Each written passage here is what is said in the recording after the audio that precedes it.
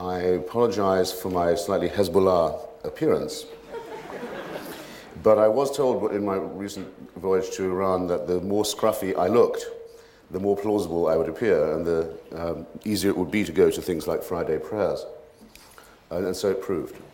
It's a country for the scruffy. It's kind of my kind of Middle East.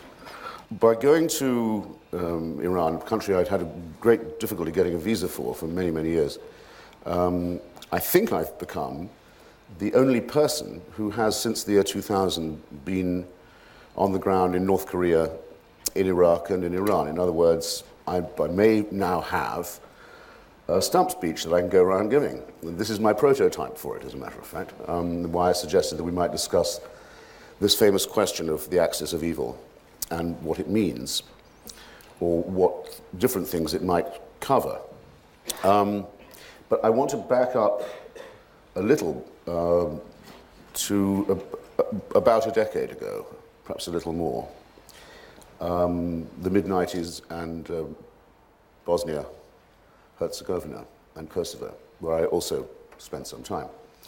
I've never actually added up the exact number of days, and it strikes me looking out at you now that a lot of you are terrifyingly young and may not even remember what it was like to live in the last months of 1989, or not remember it very clearly. But for those of us of my age, and even quite a lot younger, the sense of human emancipation that occurred with the collapse of the Berlin Wall and the implosion of the ossified form of Russo-communism that had been imposed on Eastern and Baltic Europe, and some of Balkan Europe, that sense is something I can still very vividly call to mind. I was in Romania at the time it actually happened, watching the overthrow of the Ceausescu regime, which was perhaps the most brutal and corrupt, as well as the one that was most centered on a cult of personality. And it wasn't just that it was extraordinary to see so many millions of people in so many different countries and societies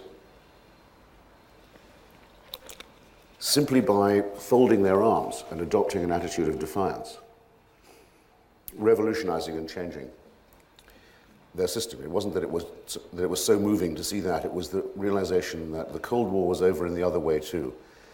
That it was quite likely now that we would not have to think every day of the possibility of a mistake or a crime or a blunder leading to what was euphemistically called in my hometown of Washington, D.C., a nuclear exchange. Imagine thinking of a thermonuclear holocaust as an exchange, but that was the way we tried to make the thought go away. It was an extraordinary period. And in those days, some of you will remember, and you can look it up, there was talk of a peace dividend, of the possibility of transferring the enormous resources that we've been putting into warfare into peaceful projects and into doing something about the real victims of the Cold War, who were the inhabitants of the countries we used to call the Third World. That there would be possibly a new internationalism, a new comity internationally, a new renunciation of force, some spare money, and a common feeling that the values of pluralism and democracy were worth having for their own sake, and had, so to speak, proved their worth in ideological combat against both fascism and Stalinism. It was a blissful time to be around, I tell you. That's November the 9th, call it. That's the day the Berlin Wall fell. Ceausescu fell actually not till Christmas Day, or Christmas Eve in Bucharest. So that's the end of 1989. The 2nd of August, 1990, Saddam Hussein invaded Kuwait.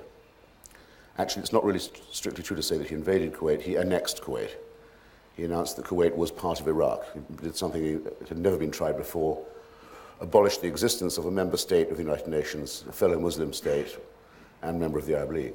Quite an extraordinary thing to have done. And around that time, Slobodan Milosevic tried to impose the idea of a national socialist Greater Serbia on his neighbors in first Slovenia, then Croatia, then most heinously in Bosnia-Herzegovina, and then in Kosovo. And suddenly it hit me.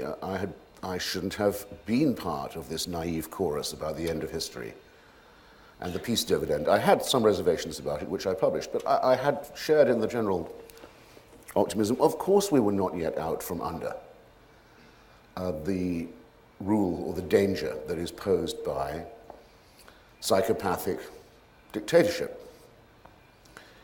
So I had to spend a lot of time, first in northern Iraq, in Kurdistan, and then in Sarajevo and Mostar, witnessing what happens when dictators are allowed to get their way.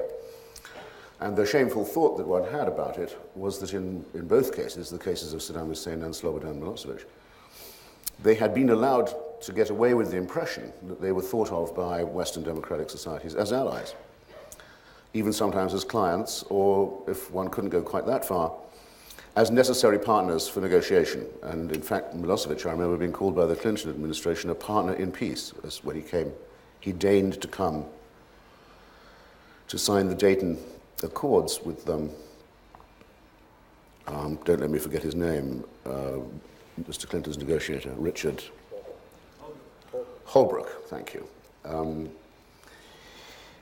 Although Mr. Holbrooke had to grant Milosevic immunity from prosecution to land on an American Air Force base, and this immunity was granted him, I felt that was a moment of shame. And I began to evolve the following view of it. Coexistence with psychopathic dictatorships is in fact not possible. And that is a good thing, probably, because nor is it desirable.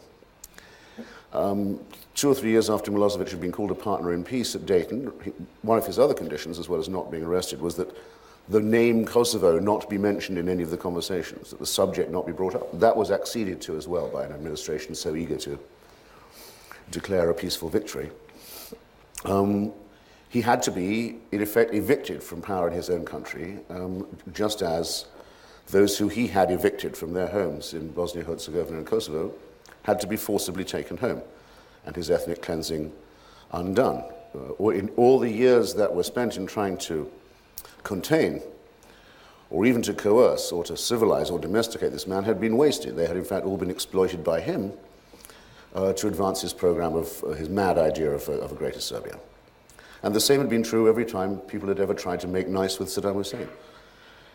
It seemed that his appetite for power only grew with the eating. And then in a country that most people hadn't been thinking about, in Rwanda, a racist party decided that it could bring about a final solution to the problem of its racism, namely the extermination of the members of the other tribe and of the members of its own tribe who were against genocide. And they knew by this stage, they knew that they could do this without the danger or even the threat or the risk of foreign intervention or any resistance to their planned program of extermination. And they were right.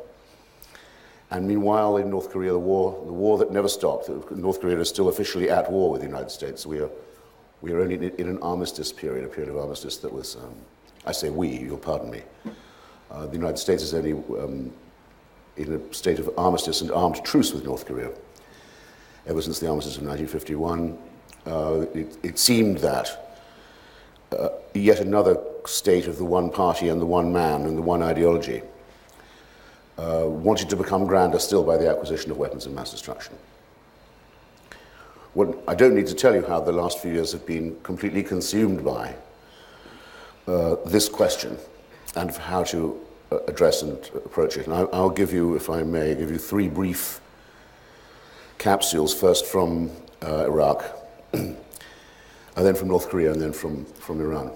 I think the way I would want to put it about the atmosphere in Saddam Hussein's Iraq, the way that would be, is most memorable to me, I will hope will be memorable to you too. If you go to El Salvador, say, or South Africa, or Poland, or former Yugoslavia, you can meet people who were heroic members of the opposition in the bad old days, and they can tell you terrible stories about what happened to them and to their families.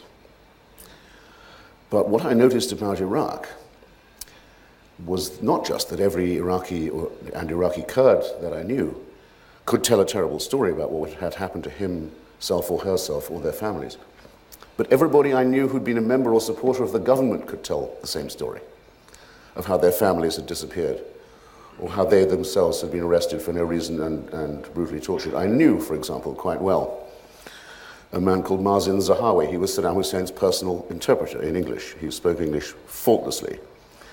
He was half Kurdish, and he was 100% gay, which is a risky position already to have in Saddam's Iraq. And he privately produced a tape of the play of The Importance of Being Earnest with himself in the part of Lady Bracknell. A remarkable chap, and was always at the side of the leader. But unfortunately, he had to be at the side of the leader when, after the invasion of Kuwait, foreign leaders flew into Baghdad to reproach Mr. Saddam Hussein, to upbraid him, to urge him to get out of Kuwait while there was still time, to obey the resolutions and to avoid a war. Many of them spoke to him rather brusquely. And Saddam Hussein doesn't like being spoken to brusquely by anybody. No mafia chieftain will be insulted in front of his underlings. And those who were in the room who'd had to see it happen, namely the interpreter, I think must have known at that moment that they were going to die, because they'd seen something they weren't supposed to see. And though everyone had known all the time that Mazin was Kurdish and gay, it hadn't been held against him, particularly he was too useful.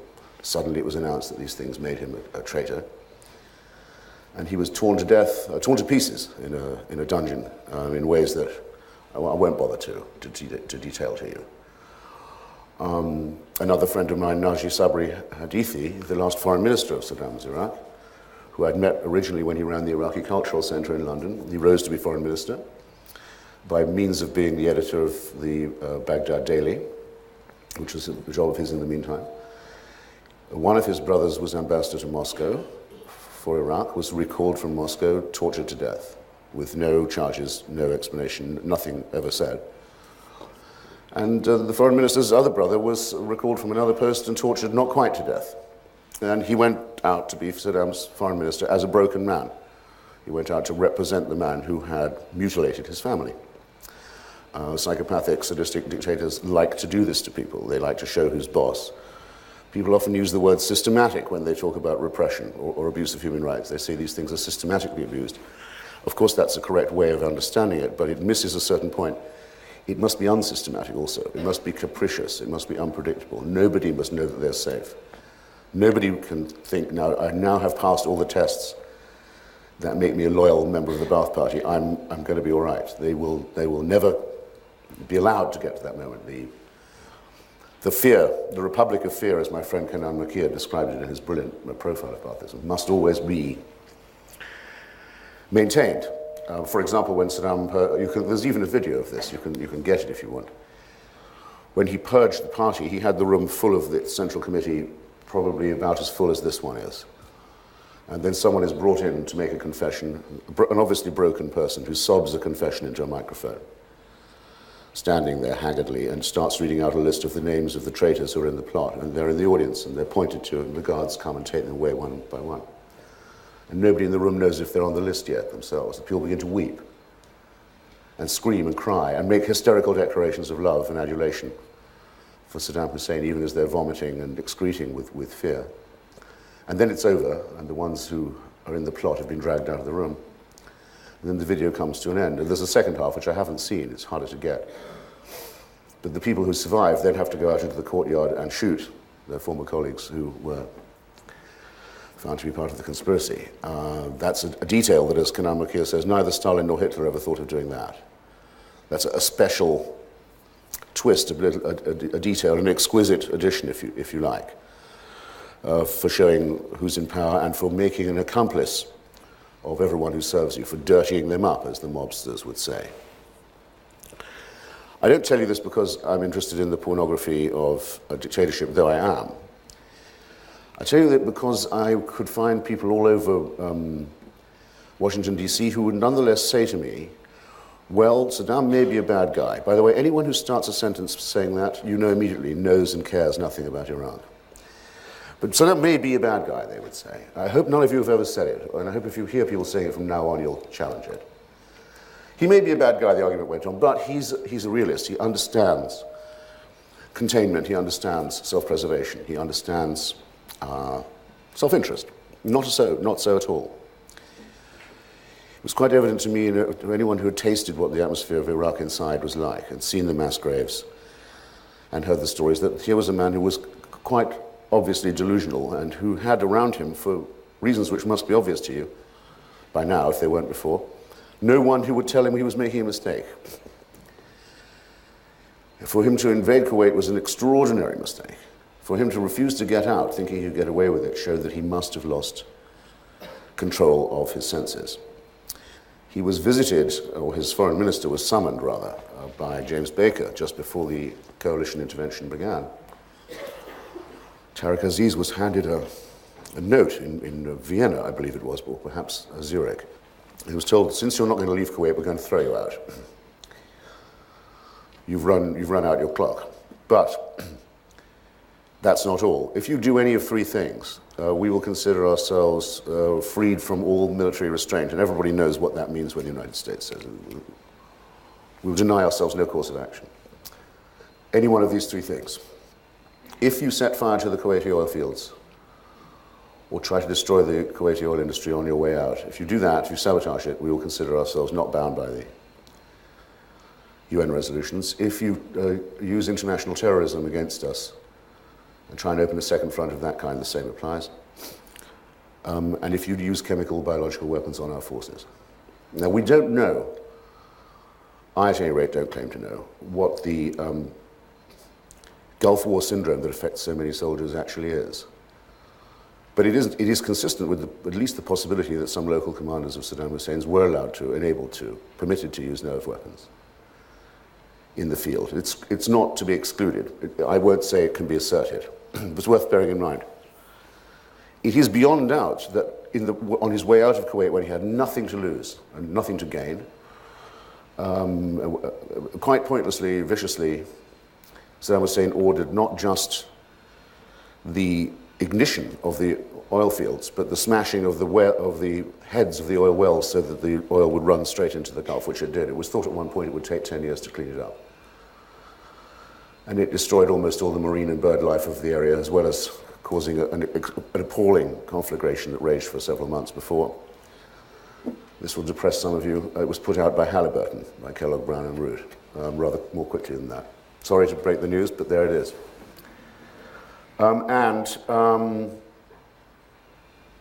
The following year, when George Bush made a visit to Kuwait, George Bush Sr. made a visit to Kuwait to celebrate, as it were, the anniversary of the liberation, an Iraqi death squad was caught red-handed trying to kill him. Imagine if they'd succeeded. So that you had a dictator who was actually insanely and obscenely rash, and whose movements could not be predicted, and whose sense of self-preservation was extremely fragile, and whose hold on reality had largely gone. It's for this reason, and for his continued interest in weapons of mass destruction and the sponsorship of terrorism, that it seems to me that it was long overdue to remove him from power, and that the year to have done that would have been 1991, and it's a shame and a disgrace to the civilized world, in my opinion, that it allowed continued coexistence, continued survival to this regime, and wasted a dozen years of the lives of the Iraqi people, which were consumed by the locust. But I dare say people will want to ask me about that. When I went to Pyongyang in North Korea and started traveling as far as I could outside the capital city, though no journalist has ever been allowed to go off on their own in North Korea, and I don't think ever will be. And in any case, it's a law in Korea that no Korean is allowed to speak to a foreign visitor. So it's hardly necessary to prevent journalists from trying to talk to them, because you can see in the face of any North Korean, if you can get that near them, that they'll back away frightened. They know they're not supposed to. One therefore can't give you quite as many anecdotes about what the texture of everyday life is. However, I am one of those authors who does their best to wage a war on cliché. I went to Prague once under the days of the old Stalinist regime, and I thought, whatever happens to me on this visit, I am not going to mention Franz Kafka. I'm going to be the first writer to report from communist Prague who doesn't have Kafka in the piece. That I know going in. Went to a meeting of Václav Havel's opposition group in a private home. The meeting went on for a little while. The door suddenly fell in. There was a mob of secret policemen with dogs and searchlights and a video camera to catch us all on film. smash you up against the wall. You're coming with us. Where are we going? And what's the charge? We're not telling you what the charge is. I thought, shit, now I've got to mention Kafka. They make you do it. It's compulsory. Well, when I'd spent some time in North Korea, where the head of state is the dead father of the current leader, Kim Jong-il, the dear leader, is head of the party in North Korea, the Korean Workers' Party, and he's head of the armed forces, but he's not head of state. His dead father is still the head of state forever. Makes it, I think, the world's first necrocracy, or mausolocracy, or thanatocracy. But absent that completely insane detail, here's what it's like. There's a picture of him on every wall. There has to be a picture of him in every house. He is never off the television screen. He's never off the wireless, the radio. All films are about him, and all plays are about him. All education is about him. All public events are about him. All holidays are about him. And it's as if somebody in 1950, which is the year that George Orwell died, in North Korea had got hold of a copy of 1984 and thought, I wonder if we could make this work. Let's have a go, because we've got these people locked up in this small country with Stalin and Mao on our northern borders, which aren't very long, with an uncrossable military frontier, the demilitarized zone in the south, and the ocean on both sides, completely hermetic, already for a long time cut off from the rest of the world.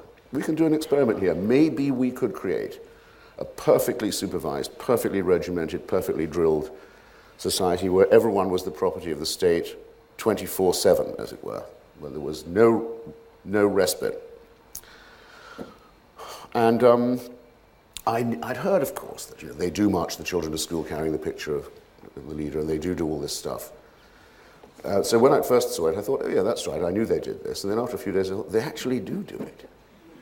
And they've been doing it every day since 1950, and they'll be doing it after I've gone. Now, the promise of the authoritarian state, the state that says that you are state property, you, the citizen, belong to us, is that in return you will get, say, 3 meals a day, and your children won't starve, and will be clothed and so forth, and you'll be housed. That's the least you can expect for being state property. And for a considerable period of time in some of the Eastern European countries, a version of that promise was kept. It began to break down. And in China, too, a version of it was kept. It's broken down from time to time. And they're also now being replaced by capitalism. In North Korea, you're state property, but you're starving. It's a famine state. We don't know how many North Koreans died in the famine of the 90s, and it's impossible to find out. But it's several million, and the average height of people in North Korea has shrunk by several inches. And of the younger generation, I mean, obviously the people didn't get any shorter who'd already fully grown, excuse me, but though if the regime could make that happen, it would certainly give it a try. But the babies born in that period, the young of Korea, are much, much, much shorter than their South Korean counterparts, older than parents. And even though the regime makes every effort to show you only the good bits of the country, it can't stop you seeing from the bus as you go across country old people picking up individual grains of rice from the fields and people trying to eat grass. It's not possible to conceal a thing of this kind. So that the promise, as it were, has broken down. I finally had to eat a dog. I was so hungry myself, and I was a privileged visitor and protected guest in a privileged city of Pyongyang. But I finally had to have a pooch for supper. They wouldn't tell me what kind. I somehow wanted to know. I said, a big dog, they said, as if that made it better somehow. Don't ask for a doggy bag if you're in North Korea. And I actually got thinner myself. I must go there more often, if you like. But in other words, it's the perfect combination of evil, if you will. The concept of freedom is unknown. It's not just negated. It's not known. It doesn't exist. The concept of rights do not exist. But nor is there the most elementary provision for education, health, nutrition, and so forth. That's the best way I can put it. They managed to maximize the worst forms of all kinds of oppression, condense, refine, distill, and then again refine them to make it the most miserable place in the history, perhaps, of the world, and certainly on the face of the planet. At present, and as always with such countries, there's only one thing that does work, and that's the military and the police. And we know that the power projection made by the regime, the way it believes that it can sustain itself and survive these rigors and these pressures, is to use nuclear weapons either as blackmail or as, what would be the word? Extortion. In other words, to ask for the food it can't grow to be delivered to its doorstep in exchange for empty promises about the possible future denuclearization. Here's how crazy it is, by the way. The USAID, when it gives out bags of grain or whatever else it might happen to be, they insist on stenciling on the sacks stars and stripes, and this is a gift from the people of the United States. It'll say it also in the local language, so that the stuff can't be abused and so that people know that this is from America. It's a small enough thing, but North Koreans don't mind handing it out like that at all. Before it goes onto the black market, where it's usually bought up by the army and the party people, if it isn't, who have first crack at it anyway. But they don't mind people in the starving outlying cities seeing this, because they say, you see, our leader is so much loved by the rest of the world that he's, and so much feared, and so much respected, that tribute is paid to him. And it comes even from the United States of America. And the people have no means of knowing that this isn't true. What I want to know is whether they can guess that or not. I'd give a lot to know what goes on in their minds. North Koreans are starting to defect now, very dangerous business, across the border from China. They didn't used to do that before. We'll see, but it is not possible. I cannot deceive you. I cannot give you a direct account of what is happening in the North Korean mind. But we will, I think, soon find out. At any rate, I would say that there was a very strong correlation, therefore, between the internal nightmare of the ideology of the regime and the need on its part to impose itself on the outside world as well. These two things are not coincidental, they're indissolubly connected. Well, to Iran. Somewhat different. The regime has outlived, for example, the man whose portrait is indeed everywhere, the Ayatollah Khomeini. He has been dead since 1989. But the regime which displays his picture still goes on. It is still a theocracy built in the image of one man, and on one rather particular interpretation of the rights of Shia clerics to make laws. It is actually a declining regime for that reason, because the generation of mullahs who imposed this revolution and the generation of revolutionary guards who actually imposed it by force is dying and moribund, and it's very clear. I went several times to the weekly Friday prayers that are still held at the university, the annual rally, the weekly rally of the regime. And all the speakers were very elderly and often quite quavering. The snowy bearded, if you like, rather than just white bearded and turbaned. There was a time, obviously, when it was very terrifying to live in Iran. I can tell that because of a friend of mine who runs a bookstore. He's a big, tough guy, heavy set, brilliant intellectual, Kurdish, strong fellow. But every time anyone with a beard came into the store, there was a flinch in his eyes. He would act nervously, and someone has hide a book under the desk. Or he wasn't all that terrified when I saw him, but he was a man you could tell had lived under a reign of terror. When you've met someone who's been through that, you'll always be able to recognize the symptoms. It must have been very bad. I know this is true also from female friends of mine who were terrified that if they let one strand of hair show under their hijab, they would have acid thrown in their face, or perhaps be blinded by a blow from a truncheon, either from a policeman or from an over-enthusiastic civilian. And you can see the fear in people's eyes that goes on from that too, but this isn't really happening anymore. What is happening in Iran is very interesting. Within the carapace of a theocratic state, an almost completely secular society is being created. This is for a ghoulish reason.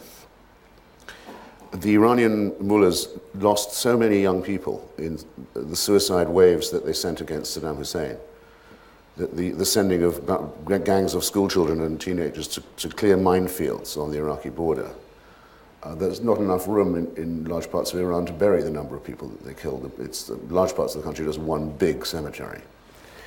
They lost so many young people that they had to pay Iranian mothers incentives. If you would agree to have 3 or more children, you could get quite a lot of subsidy and quite a lot of help from the regime. They tried to breed quickly a new generation, as a consequence of which it worked out all right, but not in the way they expected. As a consequence of which it's estimated more than half the population of the country is under 25, and they all hate the mullahs. So it's what I call the baby boomerang in Iran. And if you want to get a drink, which believe me, I did, I found a bootlegger at the airport when I arrived, as a matter of fact. If you want someone to come round to your hotel room or your apartment and bring anything else you might like, any other form of alcohol or drugs or pornography or any other kind of video or publication, you can do that very swiftly. The mullahs are powerless to stop it. They may even, some of them, be profiteering from some of this illegal black market themselves. There is a tradition in Shia Islam, very, very firmly believed in by the devout. It's one of the many ways in which Shia Islam is quite like Roman Catholicism. It has 12 imams. One of them is still alive somewhere. He never died. He's never left the earth. He's never left us. He will come back one day, and then we'll know. We will know that the reign of justice on earth is about to begin. Some people thought Khomeini might be the 12th Imam, but he was too pious a man to claim it. It's very blasphemous to claim it for yourself. And it may not be a Shia, and it may not be a Persian. We don't know, but the hidden Imam, they believe, is somewhere. Well, I overheard 2 taxi drivers discussing, and one of them said, "Do you think maybe George Bush is the 12th Imam?" Now, when things have gone that far, the authority of the mullahs, I think, can be said to have been fairly fatally undermined. These drivers won't stop for anyone with a turban. It's remarkable to see it in the street. These guys just wave and wave, the cabs go straight by, and no one will pick them up. It's very widely said, it was very widely said to me, that they wished that there would be an American military intervention. It was said to me most memorably by someone I know slightly, Hossein Khomeini, the grandson of the Ayatollah Khomeini, the only living male Khomeini, in his home in Qum. He said to me, "We wish that there would be an intervention to remove the theocracy." You ask, well, why should Sayyid Hossein Khomeini want to remove theocracy? He's a mullah. It's because he's a genuinely believing and devout Shia person, and a great admirer of Grand Ayatollah Sistani of Najaf in Iraq, where he spent a good deal of time lately. And he believes that if it goes on this way, his religion will be discredited, and that the Shia cause will be disfigured and defamed and discredited by performing a dictatorship. And he's right. It's led to the mass production of atheism among young Iranians. I slightly hope it goes on a few more years so the job gets really thoroughly done before it falls, which it will. If we were able to establish an ordinary timeline for ourselves, we would say, I think, that within 10 years, the generation of the dictatorship will die out and will somehow be replaced. It will be an organic, internal, endogenous process of self-transformation of Iran. Everyone has a satellite dish. Almost everyone has a relative outside the country. People travel. They all get the news. They don't bother with the official propaganda at all. And they're ready to vote. And when they do vote, they always vote against the theocracy. It's just that there's a reserve government, a secret state within the state that does not actually allow them to take power. But unfortunately, again, there is another timeline that we can't overlook, which is the surreptitious acquisition of weapons of mass destruction and the sponsorship overseas of religious gangsterism. And it's not possible, I think, to allow ourselves with any insouciance to say, well, let's have another 10 years of that as well, while it gradually wears itself out of existence. So once again, we're confronted with people who are gifted, talented, useful, civilized, people who have been denied all their rights, but who know it, and by a government that tries to stay in power by making threatening gestures towards its neighbors and towards the international community. This dilemma is evidently not going to go away. I have some thoughts about what might be done next about all of these things, and I think probably the moment has come when I've spoken enough in my own voice, and I'd be as interested to hear from you if you have any thoughts about this as I would be willing and eager to take any of your questions. So, with thanks very much again for coming, I'm all yours. Thank you.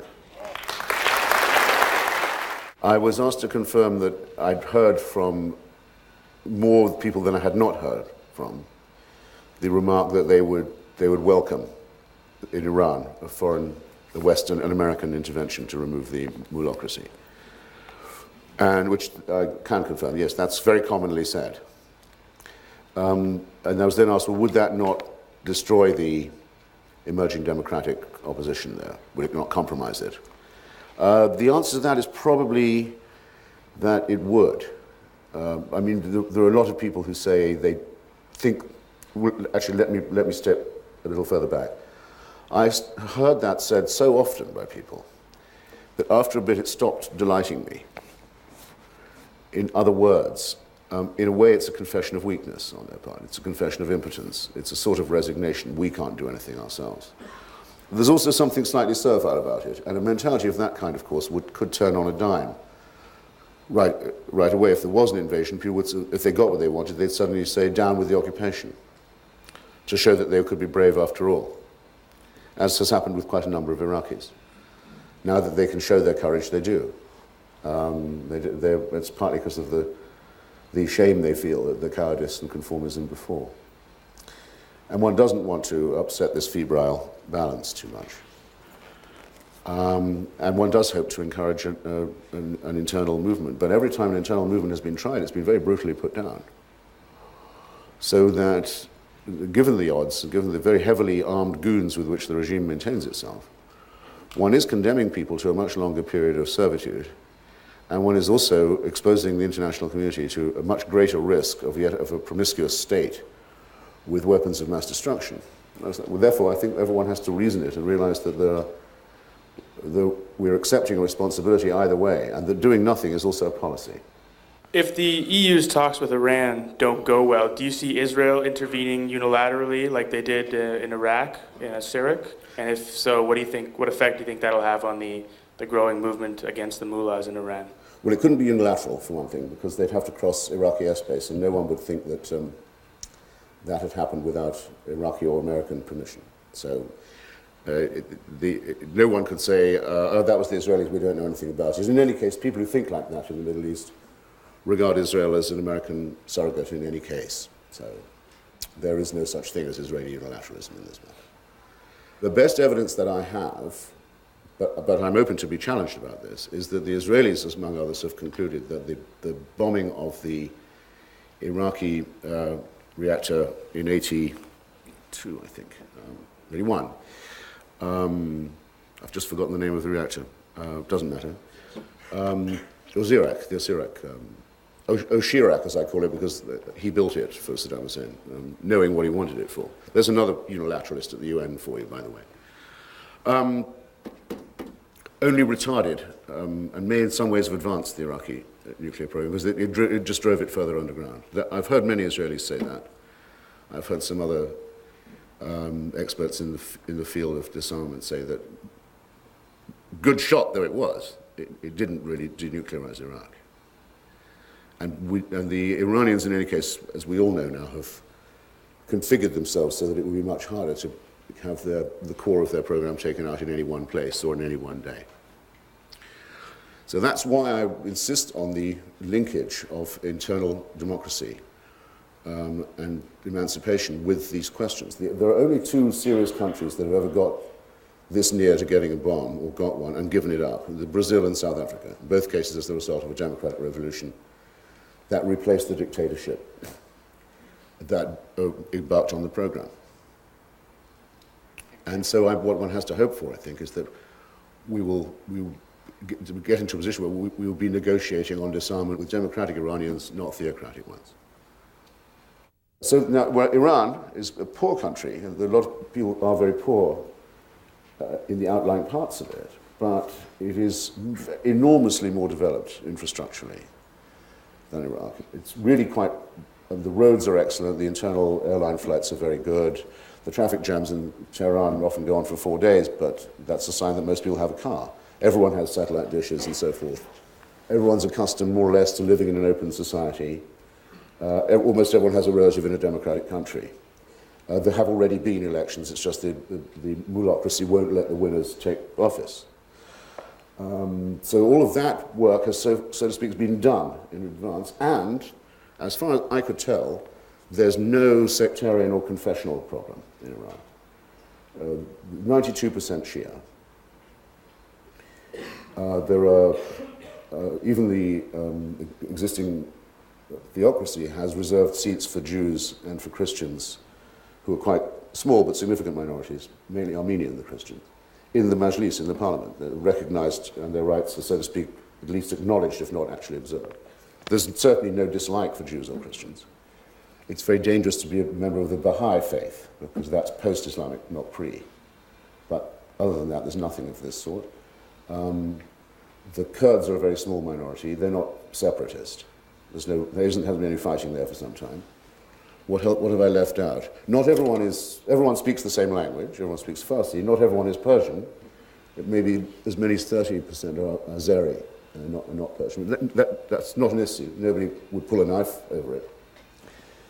So all you need to do, if I lower my voice here, okay, I have no right to say any of this. All you need to do is what a woman in a chador said to me in Isfahan. The only woman I met actually in a chador who hated the regime so much that she said, do you think the Americans could come and only stay for about a week and then get out? And I thought, well, what a brilliant idea. I'll pass it on. You know. Several of the Iranian government have wanted men in Europe and elsewhere. We know the names of the people who sent out these death squads to Berlin and elsewhere. Go arrest them. You're gone, you're nicked. The rest of you are up against the wall. We're going to blow up that tunnel that you thought we wouldn't find out about in the mountain near Isfahan, and a couple of other places we don't like the look of, because, you know, we've found out you can only really inspect a country by really paying it a proper visit.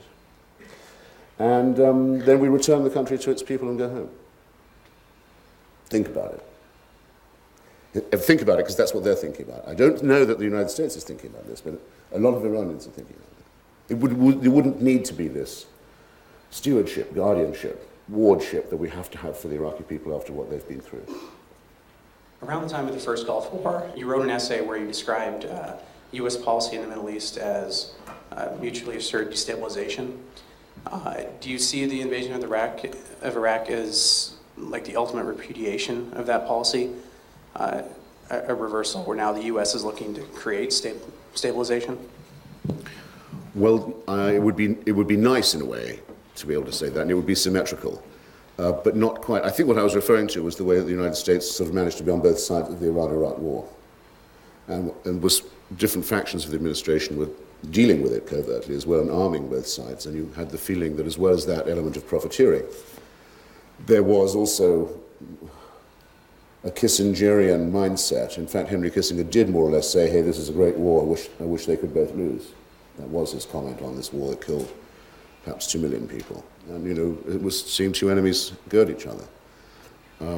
Which is, of course, why everyone, more or less everyone in Iran believes that Saddam Hussein was instigated by the United States to attack, which is actually a half-truth, a bit more than a half-truth.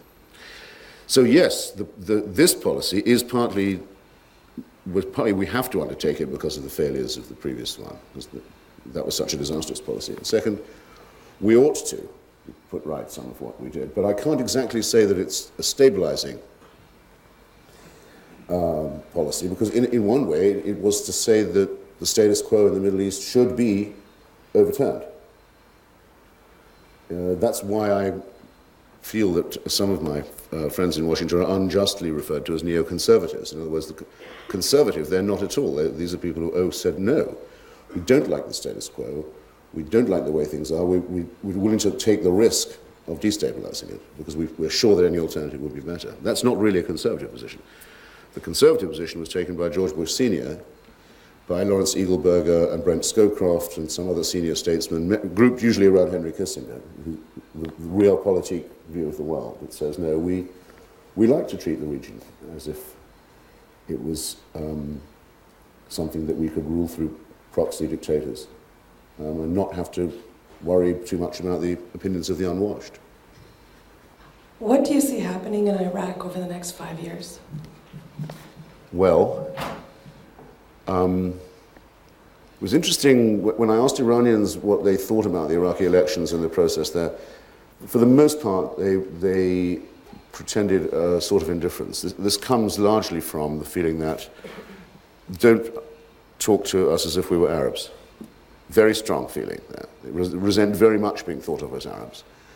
Do not imagine that they have anything to learn from an Arab model of any kind, and regard Iraq not as a nation, but as a state, as a recently cobbled together political entity, not a wonderful, millennial, highly evolved civilization like the Persian one, which is 2,000 and more years old. I mentioned that because, of course, the main problem with Iraq is precisely that. It isn't really a country. There is Iraqi nationalism, though, and what's going to happen over the next 5 years is a competition between that feeling of nationalism and other feelings of national, ethnic, or confessional allegiance. I don't think it's at all obvious that there won't be a compromise, a federal compromise about that.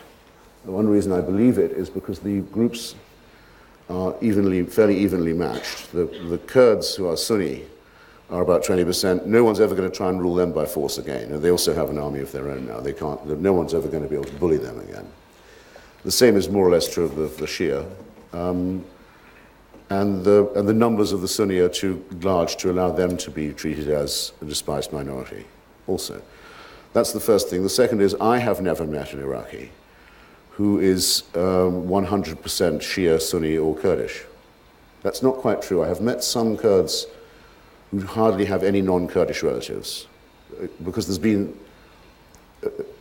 Kurdistan was governed separately, as you know, under the no-fly zones. It wasn't ruled by Saddam Hussein. It wasn't part of Iraq for the last few years. But otherwise, it's a standard rule. You meet someone in Baghdad, they ask you to dinner, and you meet their Kurdish brother-in-law and their Shia auntie and so forth. That's Iraq 101. It's the reason why most of the predictions about civil war have not proven to be true, and why there's been so little individual fratricide in the country, or revenge-taking. So that's what I think will happen. I think it will take, I don't know if it'll take 5 years to destroy the insurgency. I think it'll probably take less time than that, because it's based on a minority of a minority. It doesn't have a state that can resupply it. It's operating on the stolen resources of the previous regime, and because it's linked to another doomed organization, Al-Qaeda, and because it's up against a military superiority of a kind that you wouldn't believe until you've actually seen it. There's the most I don't know why, in fact, it's called an insurgency at all. It annoys me that such a flattering term is used for such a sordid and evidently self-defeating operation. You may know something I don't about what causes anti-American feeling or anti-Western feeling in the Middle East, but I don't think it's Western intervention. I mean, I think that's giving a free pass to the Al-Qaeda mentality. You should take them seriously. You should see what really does constitute their grievance. I can tell you, well, you know what their grievance is. What makes them angry? What makes them want to kill?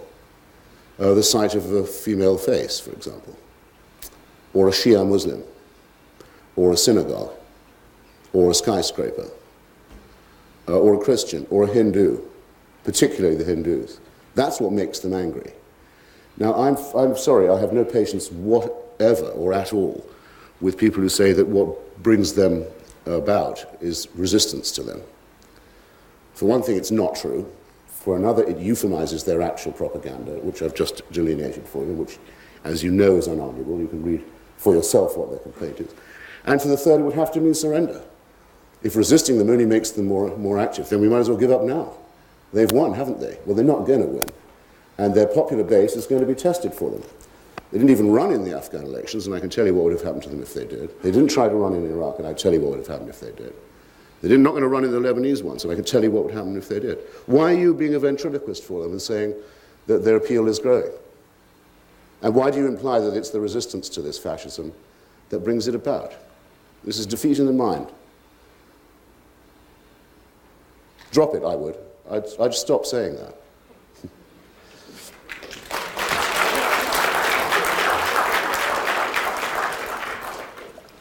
I didn't hear your entire lecture, so I don't know if you discussed Syria at any point. No, but I'd be happy to. Okay. They're kind of a question mark to me because I have the impression they're basically a secular government, and I wouldn't see them as a nation as be part of a movement to be espousing a sort of an Islamic type movement around the world, but they're always being accused of harboring insurgents. They're accused of harboring Iraqi insurgents and helping them train and so forth. Yeah. And also this issue with Lebanon, I don't remember hearing anything about this, and all of a sudden, now they have to leave Lebanon immediately. I kind of don't understand what's up with that. Right. Well, just for a start, a word on this Ba'athist secular question, which comes up a lot. There are two things you have to bear in mind if you're going to say that this is a secular policy. The first is that it's explicitly based, and you can look at you can look up the original writings of the founders and inspirers of the Ba'ath Party. They modelled themselves basically on European fascism. I don't think European fascism was a Christian movement exactly, though it did have the support of the Vatican. I think it's a bit much to call it secular somehow. But it's only in that sense, at any rate, that one can call it secular. It proposes instead the worship of the state, of the party, and of the leader. And it's not against religion in the least. In Iraq, the Saddam Hussein regime, in its closing 15 years, mutated completely into an Islamist regime. It changed all of its rhetoric to jihadism. It began to spend a fortune on building mosques, including the largest mosque in the world, the Saddam Hussein Mosque, profanely named, centerpiece, a Quran, miniature Quran written in his own blood. I don't know if it was his own blood. It's blood, all right, though. The pictures and statues of him started to take the form of showing him in clerical robes. The verse of Allahu, not the verse of the Quran, the slogan Allahu Akbar was put on the Iraqi flag where it had never been before. And they were sponsoring all over the world Islamist, not secular movements, notably supporting the Islamic Jihad forces in Palestine against the secular PLO, and Saddam Hussein paying personally for every suicide bomber who was known as a martyr in the Ba'athist press, just as the nuclear scientists of Iraq were called in the Ba'athist press our nuclear mujahideen, which is a wonderful expression, I think you'll have to agree. And it was based on the tribal minority of the Sunni. Now, obviously, someone who doesn't want majority rule when the majority is Shia Muslim has every reason to pretend to be a secularist and not say, oh, no, I'm not a sectarian. It's not that I want to protect my own Sunni Muslim tribe. But don't be fooled by this, and don't be fooled by it in Syria either. The Syrian government is a completely religious regime. It's based on the Alawite minority, which is a very small minority in Syria. It's a religious clan. It rules. That's not secular.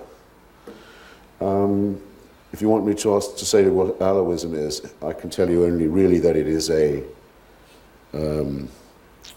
variant of Shia Islam, a rather individualized form of it. But this minority rule in Syria is breaking up and hasn't long to last. But while it does last, there's no question that it sponsors what you say it does not sponsor, namely clerical terrorism around the world. Its main ally is Iran. Its main trading partner and armorer is Iran. It's just made a formal military agreement with Iran, and with Iran it co-sponsors Hezbollah,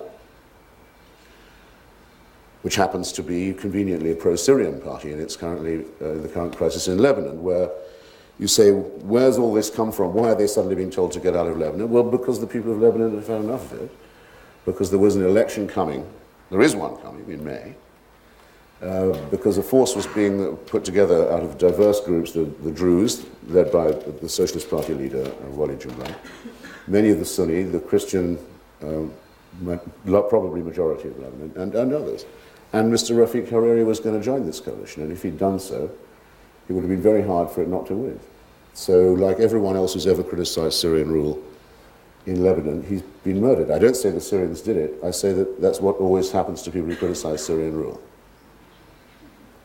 Those are the facts. That's what happened to the previous head of the Socialist Party, Kemal Jumla. That's, I think, why you'll find that suddenly, all of a sudden, in a way that seems to have upset you, I'm sorry, they're being told their time in Lebanon is up and they should go, as they should. A week ago, Russia proceeded with its agreement with Iran to provide them with enriched uranium. They're also supplying mid-range missiles to Syria. And this is all following a brief meeting with the president about 2 weeks ago in Europe. There's criticism on both sides of the aisle that the president blinked during this meeting. And I was hoping to gauge your thought and opinion on where is the U.S. relation, where are the U.S. relations heading with Russia, particularly with respect to the Middle East, and what are we essentially looking at? Are we again looking at a stare down with Russia, or do you hope that the situation will come around because the sentiment is for democracy is too great? The stupidest thing that I think that George Bush has ever said, some might laugh at this point and say, how long are you going to go on before you pick one? But actually, I think he said many quite shrewd things, including about the axis of evil. After all, think what we've been talking about just now. Who says he wasn't right to say that was an axis of evil? Nobody says that now. Everything we found out about those countries is much worse than what we thought, for most people to find out anyway. However, I should say the stupidest thing the president said was as soon as he saw that Vladimir Putin was wearing a crucifix around his neck, he knew he was a man who could be trusted. I have garlic under this, in case you're wondering. And he looked him in the eye and he knew he was a great man. And I mean, I thought, oh God, so that really is what you get if you're faith-based. You get a KGB weasel as your partner. And it's too late to say that you think he's no good after you've endorsed him in that manner. Now, since that time, Mr. Putin intervened outrageously in the attempt of the people of Ukraine to make a self-determined government of their own. I do not believe, I say it flatly, I do not believe anyone in the Ukrainian KGB would have dared to try to poison the opposition leader if they thought the Russians didn't know or might disapprove. It is not possible in that milieu for the approval of Putin, at least negatively, not to have been sought. And I think that question should be asked much more aggressively than it has been.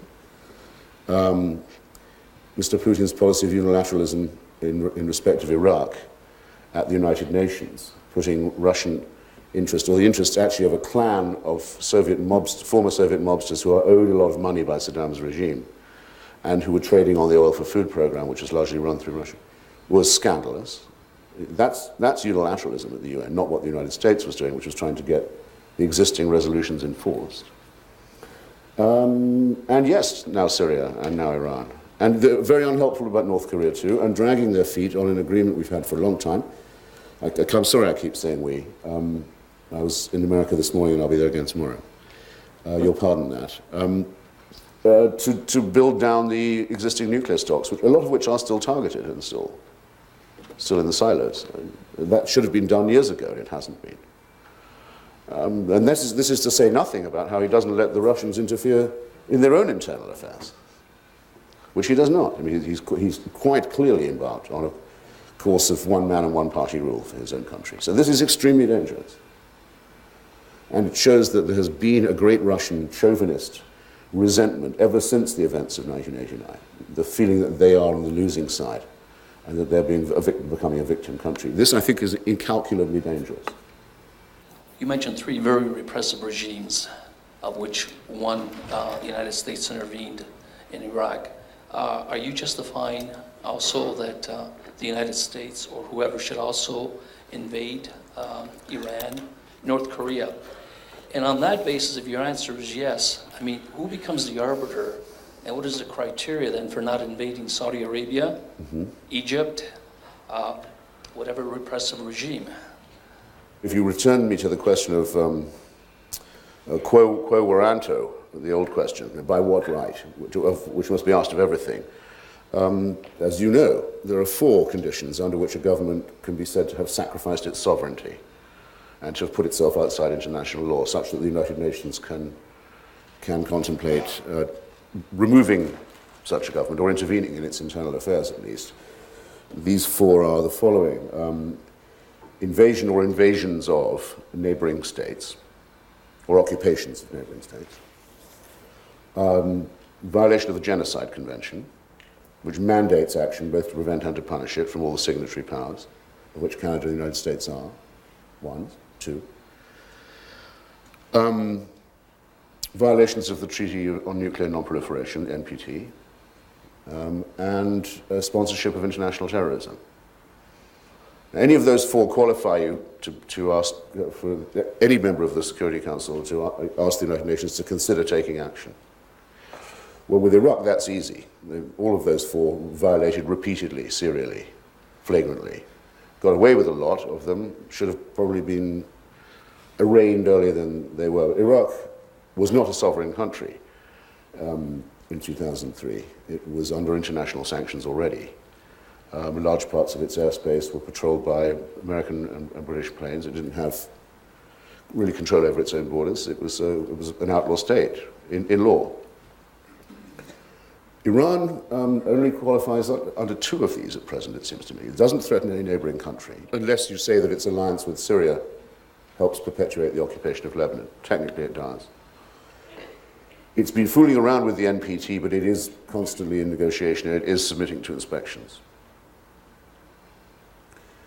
And it does sponsor international terrorism.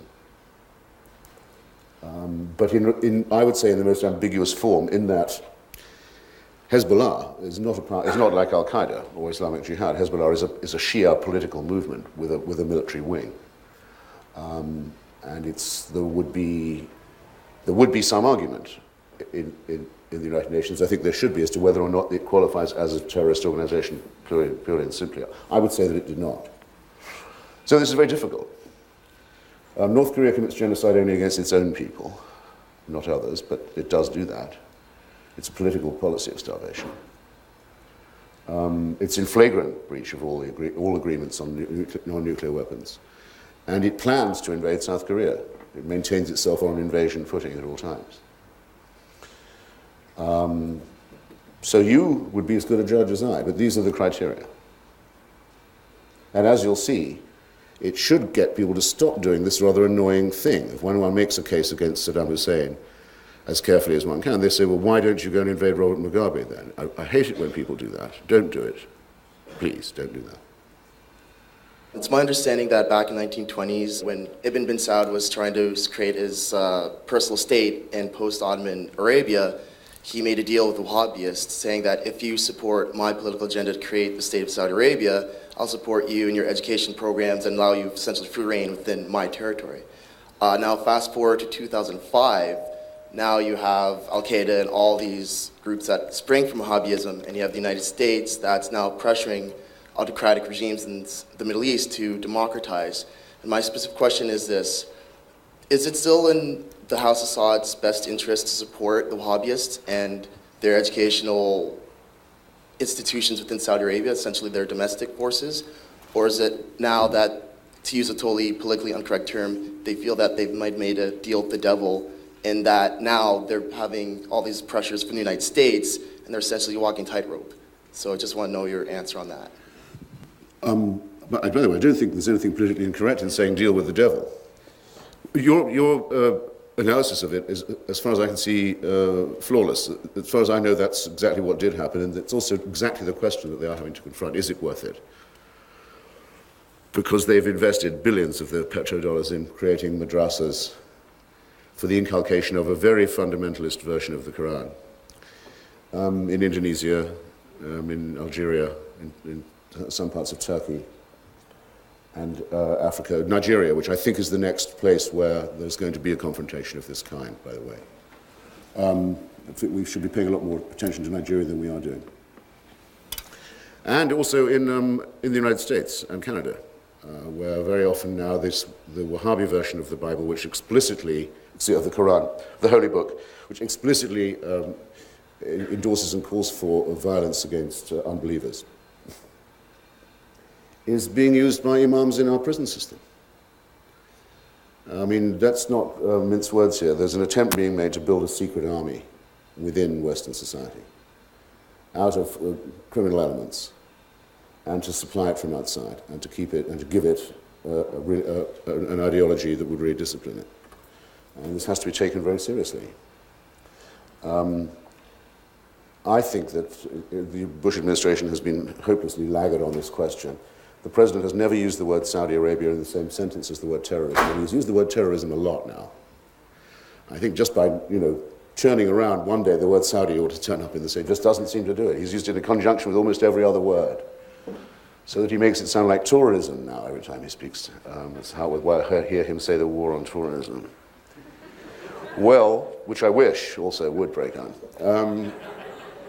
I think he should say very plainly to them that there will be not one more school or institution open with Saudi money on American soil unless churches, synagogues, Shia mosques, and centers of atheist humanism can be legally open in Saudi Arabia.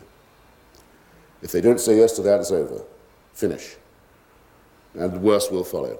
But we cannot have a situation where they're training guerrillas in schools in the United States and in the prisons and trying to do it in the army under the protection of the First Amendment. And it's illegal to be a Christian in Saudi Arabia. It's illegal to be an atheist. It's illegal to be a Jew. And it's very nearly illegal to be a Shia. Though one of the very good things that has been happening lately is the signs of stirring among the Shia people of Saudi Arabia who happen to do the heavy lifting in the oil fields and all the stoop work down there. And they're beginning to get ideas out of Iraq, and I hope we're encouraging them to do so and make life hell for the kingdom and for the Wahhabists, where they live every day. Do something mean to them. What is the real relationship between China and North Korea, and could the Chinese impose change there? The answer to that is certainly that they could. I mean, part of the reason for the collapse of the North Korean economy was the collapse of communism in China and Russia and the end of the traditional subsidies that had been given to them.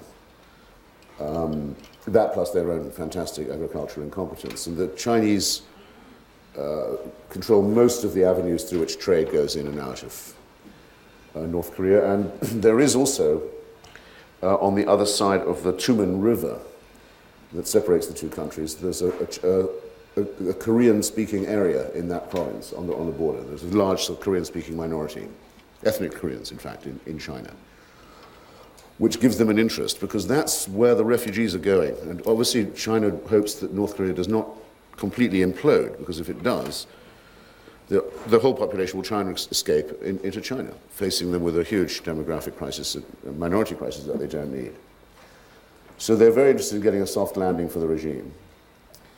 And this may explain why they seem reluctant to do anything very public. But they have a real interest on the disarmament question, which is this. If North Korea carries on with this promiscuous policy, it will almost certainly force the Japanese to declare themselves a nuclear power. The Japanese, we know, have the resources to, and they possess the knowledge to put together a nuclear weapon in a day. They just don't do it because their constitution forbids them to do it, and because there's a very large public opinion that is, for obvious reasons, very anti-nuclear. But if you remember, when the Koreans last tested their long-range missile, the missile that they've been selling, by the way, to Iran, and were going to be selling to Saddam Hussein had he stayed in power, they tested it without warning by firing it across Japan. So it landed on the other side of Japan in the sea. That's how the Japanese found out. Now, that does make them nervous, because it means they don't have to ask the question, I wonder if they can reach us. Now, China quite obviously does not want a nuclear Japan. So you can do the triangulation of it very simply. It's obviously in China's national interest to keep Japan non-nuclear. So for them to do that, they'll have to make sure that North Korea becomes non-nuclear too.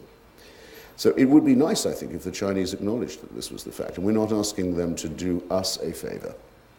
We're asking them to do themselves a favor, as well as, of course, the people of North Korea. My question, we were talking about negotiations and your sticks and your carrots, and you were saying you need the other boot to kick them if they don't follow through. Well, look back to the 94, the agreed framework with North Korea, and they broke it 5 minutes later. When we found out in the fall of 2002 that they weren't agreeing with it, what should have been the reaction? Come to the table again, and we'll negotiate from this point, or something else, the stick? Well, there's a hideous difficulty here, which you probably understand, some of at least, which is the same as the one I dwelt on with Saddam Hussein. We don't think that the mullahs are, I probably should have said a word about this. I don't think that the mullahs are mad in Iran. I think they're quite cool, quite calculating, very cynical, very corrupt guys. They profit enormously from the present status quo. They'll do their best to hang on to it, but they're not deranged, they're not delusional. That's their religion is partly, it does make them believe and do some very stupid things that often are against their self-interest. But that's what religion does. It's not as toxic as Wahhabism. With North Korea, though, there's every reason to think that there is an element of insanity, not just in the leadership, but in the very system itself. It's set up to drive people mad. And thus, it's very difficult to calibrate a reward and punishment system with them. And I've been on both sides of the demilitarized zone of Korea now. It's a huge concentration of violence. And the problem is that the capital city of Seoul, the capital city of South Korea, is about an hour's, maybe 2 hours drive. It's very near the border. And it's a huge city now. And it's also the capital of flourishing democracy now, after a long struggle. And it could be saturated with conventional fire from North Korea. And every time that has been war gamed, and I've been to some of these war games at the DMZ, you start with losing Seoul. Without the nuclear question coming into. Now, if the North Koreans do that, of course, that's the end of their regime. And not just their regime, it's the end of the state. I mean, North Korea isn't a country. I mean, that would be the end for them if they did do this, but we would have lost our brothers and sisters in Seoul. Now, if the United States was the country that some people think it is, they would say, well, who cares? We don't live there, and Korea would never be a problem again. But we can't do that. We can't take that chance. Otherwise, you could send a squadron of planes over North Korea and you could denuclearize it in an afternoon. That isn't a problem. And you could, in the best time to do that, some people argue, would be right now, before the reactors fully come on stream.